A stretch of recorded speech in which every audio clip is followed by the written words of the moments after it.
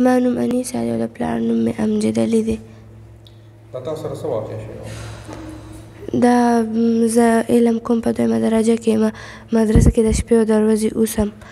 نو زموږ د قاري صاحب زوی دی، هغه به ماته اوازونه کول، زه نه ورتلم. په دغه ورځ باندې ما خپلې نمبرې کتې د پوزیشن.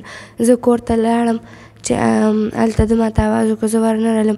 زه بیا بره وختم، چې زه بره وختم دی ما پسې بره راغی او کمرې ته یې راښکلم او لاسونه یې راله وتړل.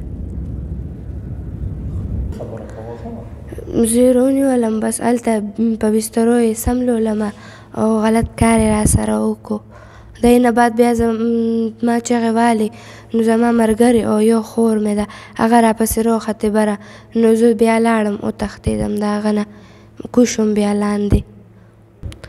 د قاري صاحب نوم سیدالرحمن دی او مونږ خو ما خو هل نه وې، خو چې زه کور ته رالم د امې تپوس له، نو زما بلې خور دا خبره مې خور ته وکړه. نو بیا د هغې نه پس دوی لاړل تاڼې ته رپوټ یې وکړو.